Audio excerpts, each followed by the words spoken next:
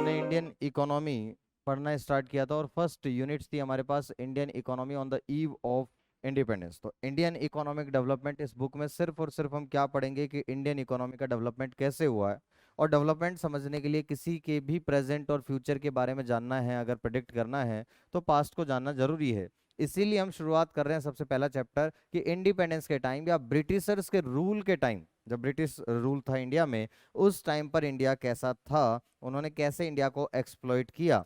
तो मैंने आपको बताया था कि however it is equally important to know something about the country's economic past even as you learn about its present state and future prospect. हमने कहा ब्रिटिशर्स ने इंडिया में तकरीबन कितने साल तक राज किया? तकरीबन 200 साल राज किया। उनका इंडिया में आने का मेन पर्पस क्या था कि ब्रिटेन में उस टाइम पर क्या चल रहा था? इंडस्ट्रियल रिवॉल्यूशन चल रहा था, जिसके लिए उनको उसको एक्सपेंड करने के लिए और तेज करने के लिए क्या चाहिए था? सस्ता रॉ मटेरियल चाहिए था और एक अच्छा मार्केट चाहिए था फिनिश गुड्स के लिए। उन्होंने देखा कि इंडिया में ये दोनों चीजें मिल जाएंगी। The sole purpose of the British colony rule in India was to reduce the country to being a raw material supplier for Great Britain on rapidly expanding modern industrial base।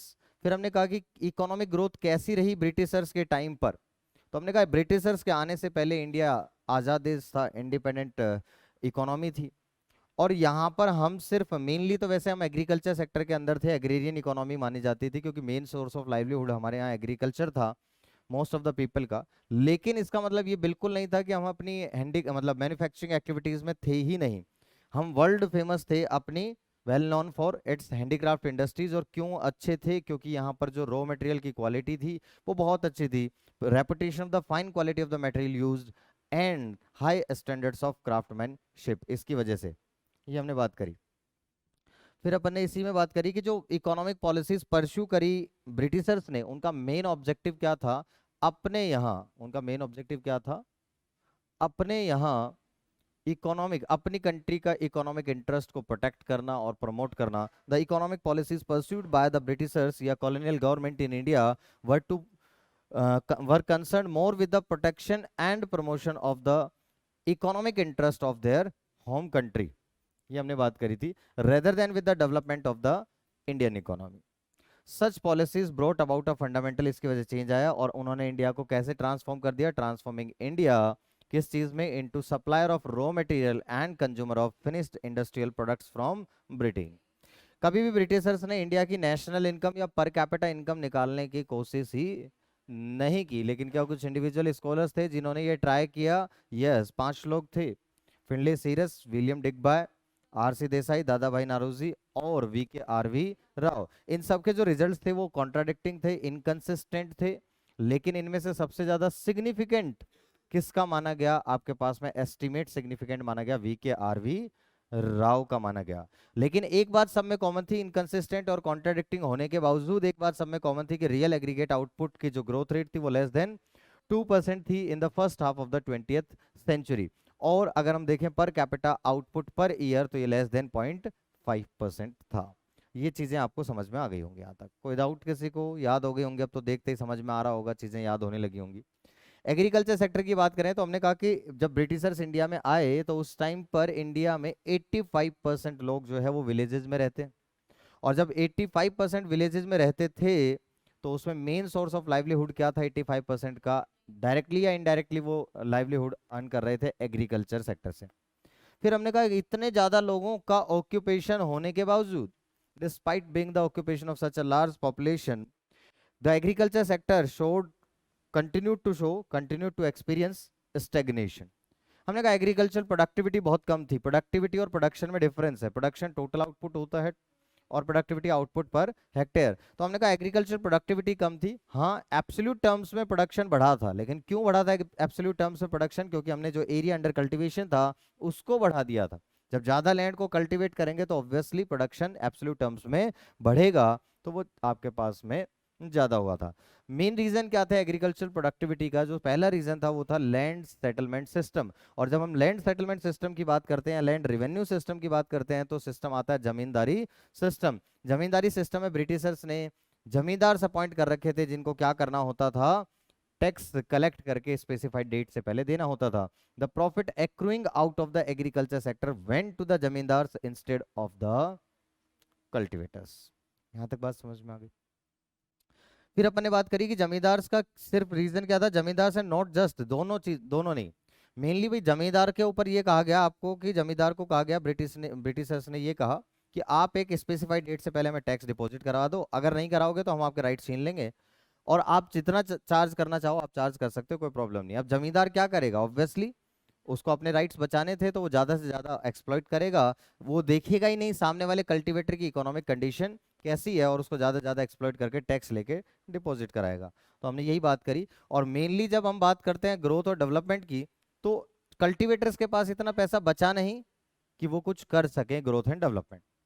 और जमींदार और colonial government, जो भी British government है, उन्होंने कभी कुछ सोचा ही नहीं कि डेवलपमेंट किया जाना चाहिए।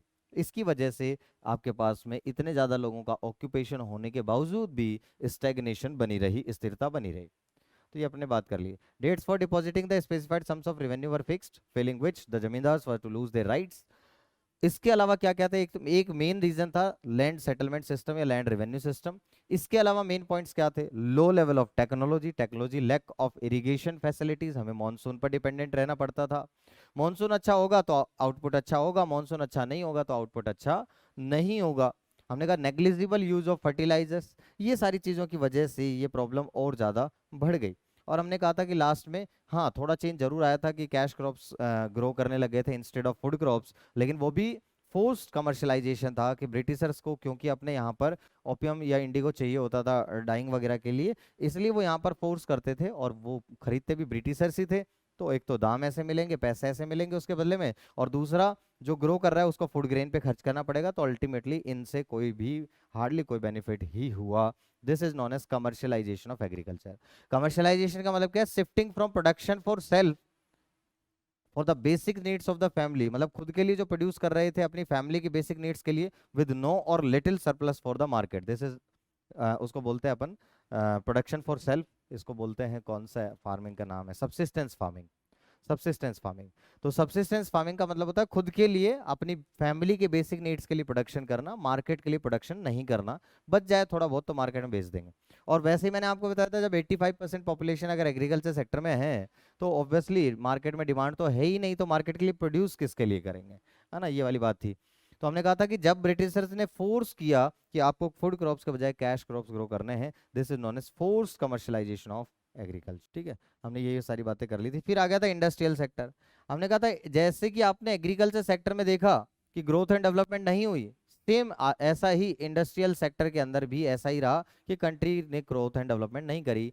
और इवन ग्रोथ एंड डेवलपमेंट की बात तो दूर की रही, जिसमें हम वर्ल्ड फेमस थे अपनी हैंडीक्राफ्ट इंडस्ट्रीज में, वो भी डिक्लाइन कर गई। Even as the countries world famous handicraft industries decline. फिर अपन ने कहा जो मेन ऑब्जेक्टिव था गवर्नमेंट का, कॉलोनियल गवर्नमेंट का, behind this policy of systematically deindustrialising India. Systematically deindustrialise मतलब जिस चीज में अच्छे थे उसको भी खत्म कर दिया। सिस्टमेटिकली डी इंडस्ट्रियलाइजिंग वो दो वाज टू फोल्ड। पहला ये था कि वो इंडिया को रॉ मटेरियल सप्लायर बनाना चाहते थे कि वो उनको रॉ मटेरियल सप्लाई कर सके, और दूसरा इंडिया को वो कंज्यूमर बनाना चाहते थे। The status of mayor exporter of important raw materials for the upcoming modern industries in Britain and to turn India into a sprawling market for the finished products of those industries so that their continued expansion could be ensured to the maximum advantage। यहाँ तक कोई दिक्कत, तो उन्होंने ऐसा कुछ किया। फिर अपन ने कुछ बात करी इसी के अंदर कि जो ये हमारी हैंडीक्राफ्ट इंडस्ट्री जो डिक्लाइन कर गई, इसकी वजह से दो प्रॉब्लम अराइज हुई। एक तो अनएम्प्लॉयमेंट, मैसिव अनएम्प्लॉयमेंट। सोचो ना कि एक बड़ी इंडस्ट्री जो डिक्लाइन कर जाए तो जो लोग काम करते थे उस इंडस्ट्री में उन वो सब अनएम्प्लॉयड हो जाएंगे। तो एक तो प्रॉब्लम थी मैसिव अनएम्प्लॉयमेंट इन इंडिया, और दूसरी प्रॉब्लम क्या हुई कि इसकी वजह से जो डिमांड क्रिएट हुई तो उसके लिए कोई लोकली मेड गुड अवेलेबल नहीं था। तो हमने कहा यहाँ पर which was now deprived of the supply of locally made goods. This demand was profitably met by the increasing imports of cheap manufactured goods from Britain। ठीक है, यहां तक बात समझ में आ गई, क्लियर है। फिर हमने कहा second half of the 19th century, मतलब 1850 टू 1900 की बात कर रहे हैं, धीरे धीरे सेटअप होना स्टार्ट हुई कुछ cotton and jute textile mills. तो टेक्सटाइल मिल्स मेनली कहाँ पर थी, डोमिनेटेड थी इंडियंस के द्वारा। टेक्सटाइल मिल्स इंडियंस के द्वारा डोमिनेटेड थी महाराष्ट्र एंड गुजरात में। जबकि अपन बात करें तो जूट मिल्स जो थी वो डोमिनेटेड थी आपके पास फॉरेन इसके द्वारा, ब्रिटिशर्स के द्वारा, और वो बंगाल के अंदर कंसंट्रेटेड थी मेनली। हमने कहा था टिस्को आया, Tata iron and steel company, कब इनकॉर्पोरेट हुई? 1907, है ना, ये अपन ने बात कर ली। धीरे धीरे बाकी भी सेकंड हाफ के अंदर और भी इंडस्ट्रीज डेवलप होनी स्टार्ट हुई, है ना। हावेवर देयर वाज, लेकिन कौन सी इंडस्ट्री नहीं थी, एक नंबर में क्वेश्चन बन जाता है कि कौन सी इंडस्ट्री को ब्रिटिशर्स ने डेवलप नहीं होने दिया?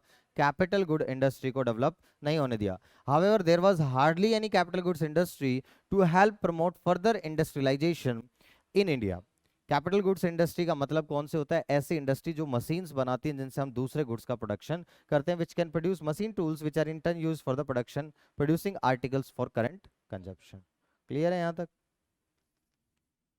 फिर हमने कहा another significant drawback of the new industrial sector was the very limited. इसमें एक ये थी कि पब्लिक सेक्टर बहुत कम था। यहाँ पे पब्लिक सेक्टर, प्राइवेट लोगों के पास पैसा कम था, मार्केट नहीं था, और पब्लिक सेक्टर का भी इन्वॉल्वमेंट बहुत कम था पहले।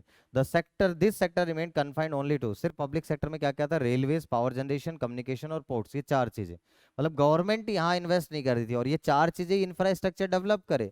ब्रिटिशर्स ने सिर्फ ये चार चीजें ही डेवलप करी थी, railways, power generation, communication, ports, और ये अपने बेनिफिट के लिए की थी, ना कि इंडिया के डेवलपमेंट के लिए की थी।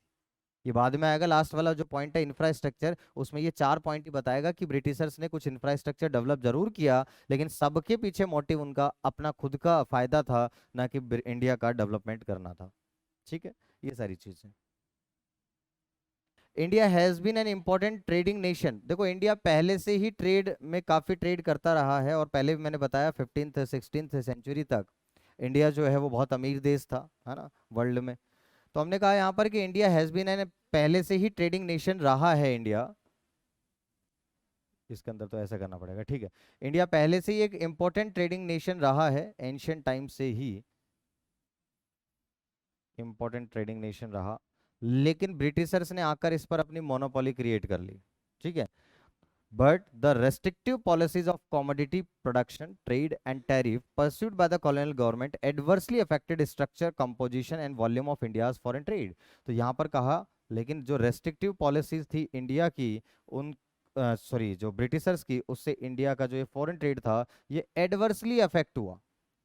ठीक है, उन्होंने रेस्ट्रिक्शंस लगा दी। किस चीज की रेस्ट्रिक्शंस लगा दी? कोटास फिक्स कर दिए, टैरिफ लगा दिए, ज्यादा से ज्यादा आपके पास में टैक्सेस लगा दिए। इसकी वजह से अब हमारा ट्रेड कंपोजिशन जो था वो चेंज हो गया। कंसिक्वेंटली इंडिया बिकेम एन, अब क्या इंडिया क्या बन गया आपके पास में? India became an exporter of primary products such as raw silk, cotton, wool, sugar, indigo, jute etcetera, and importer of finish consumer goods. ये बार बार पढ़ चुके हैं कि इंडिया इसकी वजह से क्या बन गया? चेंज आ गया किसके अंदर? कंपोजिशन फॉरेन ट्रेड में। और इंडिया बन गया आपके पास, इंडिया बिकेम एन, ये आपके पास exporter of, India became an exporter of primary products और importer of, an importer of finish consumer goods. For all the practical purposes Britain maintained a monopoly control. तो ये Britain ने क्या किया? Monopoly control over India's exports and imports. यही आता है, ये वाली लाइन आपके पास पॉइंट दे रखी है अदर बुक्स में, जब आप देखोगे तो ब्रिटेन ने इंडिया पर, इंडिया के फॉरेन ट्रेड पर मोनोपोली क्रिएट कर ली। मोनोपोली का मतलब जहां पर भी ट्रेड करेंगे तो मैक्सिमम ट्रेड तो पहली बात तो वो ब्रिटेन के साथ ही होता था, मोर देन 50%। और बाकी जो थोड़ा बहुत था वो चाइना, एशिया के साथ में, श्रीलंका, एशिया में चाइना और सीलोन, श्रीलंका और पर्शिया, ईरान के साथ हो रहा था। तो as a result more than half of the India's foreign trade, देखो ना, ये यही चीज तो है कि भाई उन्होंने मोनोपोली कैसे क्रिएट कर ली कि more than half of the India's foreign trade was restricted to Britain, है ना। ये सारे पॉइंट दे रखे हैं आपके पास अदर बुक्स, जब आप देखते हो तो उसके अंदर यही पॉइंट्स मिलते हैं। तो more than half of India's foreign trade was restricted to Britain, rest was allowed with few other countries, और बाकी जो कर रहे थे वो दूसरी कंट्रीज के साथ। रेस्ट कितना आपके पास में? Rest was allowed with few other countries, किस किस के साथ में? जैसे चाइना, सीलोन, श्रीलंका और ईरान, पर्शिया, आज के नाम दे रखे हैं इन्होंने, तो सिर्फ इनके साथ करते थे मेनली। और ये फिर इंपॉर्टेंट क्वेश्चन एक नंबर में आ जाता है, the opening of the Suez canal. तो स्वेज कैनाल कब ओपन हुआ था? पहली बात। दूसरी बात, स्वेज कैनाल के आने से क्या हुआ? स्वेज कैनाल ने Europe to Asia, Suez canal ने इंडिया टू ब्रिटेन कह सकते हो, या यूरोप टू एशिया कह सकते हो, कि यूरोप टू एशिया को कनेक्ट किया। और यूरोप टू एशिया कनेक्ट करने की वजह से इनका और रास्ता ओपन हो गया, जिसकी वजह से ये फॉरेन ट्रेड अब ज्यादा कर सकते थे। तो स्वीज कैनाल के आने की वजह से जो इनका जो कंट्रोल था ना वो और ज्यादा इंटेंसिफाइड हो गया, और ज्यादा कंट्रोल आ गया, क्योंकि अब क्या कर सकते थे, ये डायरेक्टली ट्रेड कर पा रहे थे। The opening of the Suez canal further intensified British control over India's foreign trade. बताओ, बात समझ में आ गई? ऐसा क्यों हुआ? क्योंकि जो ये स्विस कैनाल था, ये बॉक्स में दे रखा है आपको, स्विस कैनाल 1869 के अंदर आई थिंक इनकॉर्पोरेट हुआ, एस्टेब्लिश हुआ, और उसके बाद यहाँ पे आपको दे रखा है, देखो यहाँ दे रखा होगा, पैराग्राफ में है एक, ये रहा, trade through Suez Canal. The Suez Canal is an artificial waterway running from north to south across Isthmus of Suez in northeastern Egypt. It connects port side on the Mediterranean Sea with the Gulf of Suez, an arm of the Red Sea. The canal provides a direct trade route for ships operating between European to और American ports and ports located in south Asia. तो Europe to Asia याद करना है अपने को। अपने पास जो option आता है वो आता है यूरोप टू एशिया या इंडिया टू ब्रिटेन, ठीक है। ये था आपके पास में, और ये कब हुआ था ये देख लो, इट्स ओपनिंग इन 1869, ठीक है। Reduce the cost of transportation, इससे कॉस्ट ऑफ ट्रांसपोर्टेशन कम हो गई थी इंडियन मार्केट अब पहले के मुकाबले, इसकी वजह से रिड्यूस द कॉस्ट, और ये आपके पास में कॉस्ट कम हो गई और एक्सेस टू इंडियन मार्केट ज्यादा हो गई। बताओ, बात समझ में आ गई थी यहाँ तक? तो अपन ये बात कर ली कि यहाँ पर उन्होंने ब्रिटिशर्स ने मोनोपोली क्रिएट करके रखी इंडिया के, क्योंकि मैक्सिमम जो ट्रेड, मोर देन 50% जो ट्रेड हो रहा था इंडिया का, वो किसके साथ हो रहा था? ब्रिटेन के साथ। और बाकी जो थोड़ा बहुत बच गया वो किसके साथ? चाइना के साथ या श्रीलंका के साथ या पर्शिया ईरान के साथ।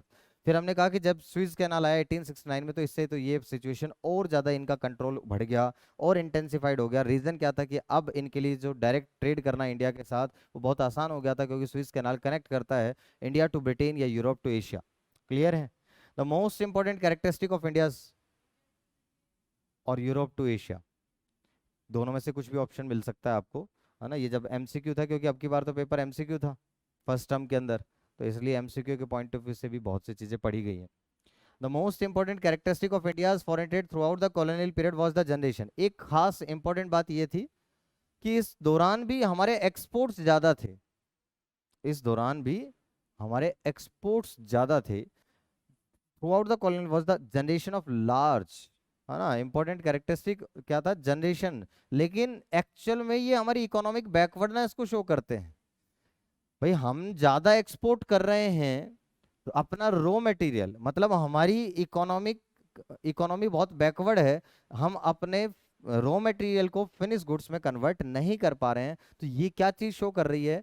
हमारे इकोनॉमिक बैकवर्डनेस को शो कर रही थी। लेकिन दूसरी चीज, चलो ठीक है, एक्सपोर्ट करके फॉरेन एक्सचेंज आया होगा, कुछ फायदा हुआ होगा इकोनॉमी को, लेकिन वो जो पैसा जो एक्सपोर्ट सरप्लस की वजह से जो बेनिफिट मिला, वो भी किसने यूज कर लिया? वो भी ब्रिटिशर्स ने यूज कर लिया। किस पर्पस के लिए यूज कर लिया? है ना, किस पर्पस के लिए यूज कर लिया? उन्होंने अपने वॉर एक्सपेंसेस को मेट करने के लिए या अपने ऑफिस एक्सपेंसेस को मेट करने के लिए जो भी खर्चे थे उनको यहां से मेट कर लिया। But this surplus came at a huge cost. पहली बात तो सरप्लस, ठीक है, सरप्लस आना है अच्छी बात है, लेकिन सरप्लस भी नेगेटिव पॉइंट है यहाँ पर। कैसे शो कर रहा है सरप्लस आपके पास में? कि हमारी कंट्री में हमारे पास इतना हम स्ट्रॉन्ग नहीं थे कि अपने रॉ मटेरियल्स को फिनिश गुड्स में हम कन्वर्ट कर पाए। तो ये इकोनॉमिक बैकवर्डनेस को शो करता है कि ये भी ह्यूज कॉस्ट पर आई, कि इससे इंडिया का नुकसान काफी हो रहा था। सेवरल एसेंशियल कमोडिटीज, देखो जो एसेंशियल कमोडिटीज थी, फूड ग्रेन्स है, क्लोथ्स है, ये भी हम क्या कर रहे थे, यहाँ से जा रहे थे। Kerosene were scarcely available in the domestic market. अब ये कह रहे थे ज्यादा एक्सपोर्ट कर रहे हैं, जिसकी वजह से इंडिया के अंदर ये गुड्स अवेलेबल नहीं हो पा रहे, ब्रिटिशर्स को चाहिए थे, ब्रिटिशर्स लेकर जा रहे हैं। देखो आप, तो हमारी जरूरतें तो पूरी नहीं हो रही है और वो लेकर जा रहे हैं। Further more it's this export surplus did not result, ये वाला इंपॉर्टेंट पॉइंट था, export surplus did not result in any flow of gold or silver into, rather this was used to make payment for the expenses। इसको use किस लिए गया, कि किस purpose के लिए किया अपन ने? this is used to make payments for the expenses incurred on office set up by the colonial government in Britain, expenses on war or fought by this government, इनके ऊपर किया गया। and the import of invisible items all of which led to the, ये आपके पास 2-3 point हैं बस, ये जो आपको ध्यान रखना है। बताओ, बात समझ में आ गई? जिसकी वजह से भी इंडिया का नुकसान ही हुआ, कोई फायदा नहीं हुआ। सरप्राइजिंगली इस टाइम के दौरान भी इंडियन इकोनॉमी कैसी रही, आपके पास एक्सपोर्ट सरप्लस इकोनॉमी रही, कि हमारे एक्सपोर्ट ज्यादा थे, लेकिन ये जो एक्सपोर्ट ज्यादा थे ये हमारे लिए नुकसानदायक थे। ठीक है, पैसा कुछ आया सरप्लस, लेकिन वो सरप्लस भी हमारे पर्पस के लिए यूज नहीं हुआ, इंडिया के डेवलपमेंट के लिए यूज नहीं हुआ, वो भी ब्रिटिशर्स ने यूज कर लिया अपने पर्पस के लिए, वॉर एक्सपेंसेस के लिए, और अपने ऑफिस एक्सपेंसेस जो कि उन्होंने ब्रिटेन में सेटअप कर रखे थे उन ऑफिस के खर्चों के लिए। यहाँ तक कोई दिक्कत? ठीक है। अब अपने पास ये दो पॉइंट बचे हैं इसके अंदर, एक डेमोग्राफिक कंडीशन और एक ऑक्यूपेशनल स्ट्रक्चर भी है। ठीक है, तीन, फिर इंफ्रास्ट्रक्चर, तीन पॉइंट बचे हैं। क्लियर यहाँ तक? Various details about the population of British India were first collected through a census in. Demographic का मतलब होता है स्टडी ऑफ पॉपुलेशन। तो पॉपुलेशन की जब स्टडी करी तो पहली बार सेंसस कब हुआ? 1881 में। तो सेंसस पहली बार हुआ था, फर्स्ट कलेक्टेड, तो पहली बार सेंसस कलेक्ट हुआ 1881 में। पहली बार सेंसस हुआ 1881 में।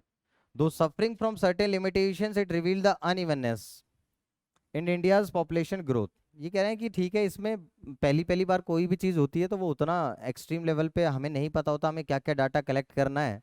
पहली बार कोई चीज कर रहे हैं तो हमें नहीं पता ना हमें क्या क्या डाटा चाहिएगा, तो हमें लोगों से क्या क्या डाटा लेना है। फिर जब लगता है कि अच्छा यार ये कमी रह गई तो हम उसको फिर और इम्प्रूव करते हैं, वो डाटा और ले लेते हैं। तो ये चीज़ है कि हमारे पास में कुछ लिमिटेशंस थी, ठीक है, पहली पहली बार सेंसस हुआ, उसकी कुछ लिमिटेशंस, लेकिन इसमें unevenness in population growth, India's population growth कभी बढ़ रही थी कभी कम हो रही थी, है ना। अनइवननेस का मतलब हो गया कभी इंक्रीज होना कभी डिक्रीज होना।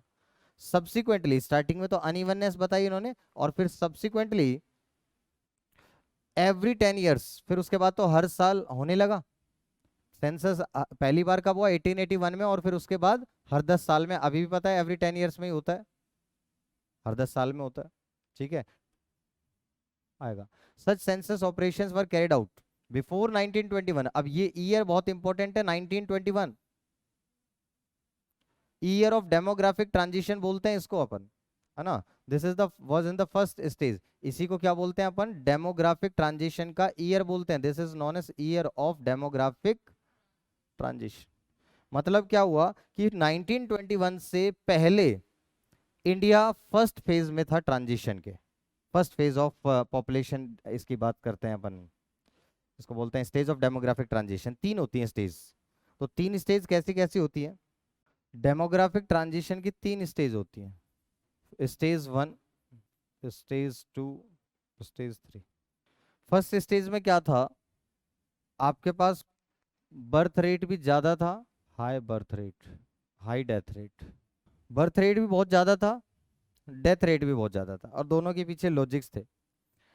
डेथ रेट ज्यादा होने की वजह से बर्थ रेट ज्यादा था, क्लियर है। डेथ रेट क्यों ज्यादा था? मेडिकल फैसिलिटीज कम थी, नहीं थी, इनएडिक्वेट थी, जिसकी वजह से लोग मर जाते थे। पहले के टाइम में सुना होगा कि बच्चे थोड़े से बड़े होते थे, कई बार बड़े होने के बाद भी मर जाते थे, है ना। अगर पापा से पूछोगे, उनके पहले पूछोगे जनरेशन के बारे में, तो बताएंगे वो कि उसमें सडनली कभी भी कुछ भी हो जाता था तो बहुत डेथ हो जाती थी, पता ही नहीं चलता था, क्योंकि मेडिकल फैसिलिटीज तो थी ही नहीं। और जब सोचो कि जब ऐसा होता था, पेरेंट्स को जब ये लगता था कि बच्चे कभी भी मर जाते हैं, तो उस केस में एक अनसर्टेनिटी रहती है, तो बच्चे ज़्यादा होते हैं। तो ऐसे केस में बर्थ रेट भी ज़्यादा होता है और ऑलमोस्ट इक्वल। ये प्रॉपर मेंटेलिटी है, इसमें कुछ ऐसा है नहीं हंसने वाला बच्चा हंसना लग जाता है पता नहीं क्या, है ना। ये ऑलमोस्ट लगभग बराबर रहते थे भाई, बर्थ रेट भी इतना ही, डेथ रेट भी तो लगभग बराबर से ही रहते थे। तो बर्थ रेट डेथ रेट बराबर से होंगे तो सोचो क्या पॉपुलेशन बढ़ेगी कि नहीं बढ़ेगी? बढ़ेगी।